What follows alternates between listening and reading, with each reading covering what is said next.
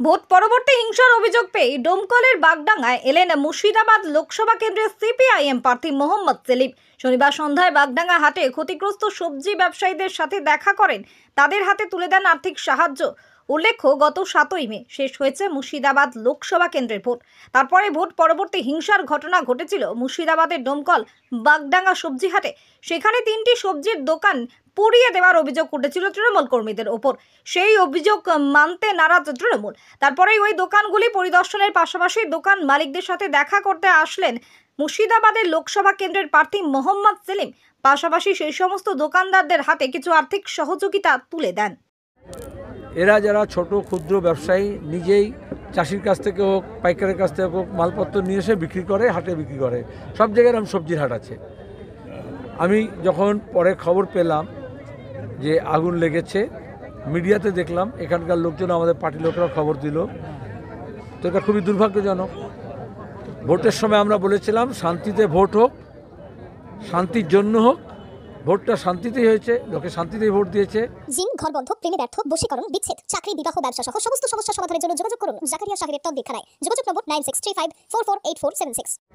তারপরে 2-4টে অশান্তি হয়েছে। আমাকে আসতে দেরি হলো, কারণ ভগবানগোলায় গেলাম, ওখানে গুলি দিয়ে 4টে বাচ্চা, 3টে বাচ্চা, একটা বড়, তাদের আঘাত লেগেছে। খামোকা 6টা গুলি করেছে। কোথাও হাসুয়া দিয়ে একজনের মাথা ফাটিয়ে দিয়েছে। খুব কম ঘটনা। ডোমকলে সাধারণত, মুর্শিদাবাদে এরকম শান্তিতে ভোট হয় না। এতে যারা অশান্তির শক্তি আছে তাদের মধ্যে কেউ এখানে আগুন লাগিয়েছে। আমাদের যে 3 জনের দোকান পুড়েছে, তার মধ্যে একজন কংগ্রেসের সমর্থক, একজন আমাদের কর্মী, আরেকজন আগে হয়তো অন্য দল করতেন, কিন্তু এই ভোটে আমাদের হয়ে কাজ করেছেন। এটা পরিষ্কার বোঝা যাচ্ছে। আমরা দল দেখছি না। আমরা তো ওদেরকে আর সবটা করতে পারবো না, কিন্তু আবার যাতে ব্যবসা বাণিজ্য করতে পারে, আর অন্তত একটা টিনের ছাউনি করে নেয়, তাহলে কী হবে, চট করে আগুনকেও লাগাতে পারবে না, আগুন লাগবেও না। ঠিক আছে? আমরা সামান্য একটা জামির, হ্যাঁ, আমাদের পার্টির জেলা সম্পাদক আছে জামির মোল্লা, ভোটের সময় তো আমরা দিতে পারি না, কারণ লোকে বলবে ভোটের জন্য দিচ্ছে। এটা ভোটের ব্যাপার নয়।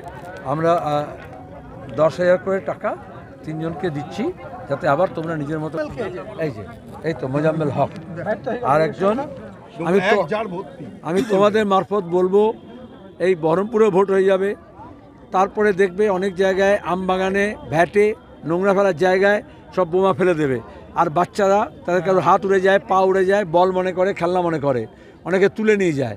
সেই যাতে না করে কেউ, এটা সাবধান বাণী উচ্চারণ করতে হবে। কারণ বোমা অনেক তৈরি করেছিল, কিন্তু ব্যবহার করতে পারেনি।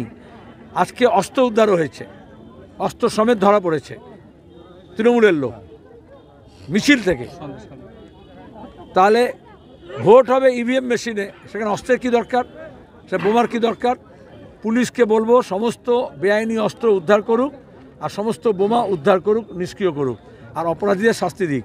এই 3 জনকেও, যারা এদের দোকান পুড়িয়েছে, তারা যদি তদন্ত করে দোষী সাব্যস্ত হয়ে শাস্তি পায়, তাহলে ভবিষ্যতে কেউ অন্য কারুর পেটে লাথি মারতে পারবে না। কেরল, বেঙ্গালোর, চেন্নাই, মুম্বাই, পুনে, দিল্লি এবং হায়দ্রাবাদ থেকে ঈদ উপলক্ষে বাড়ি ফেরার জন্য বিমানের টিকিটের দারুণ অফার।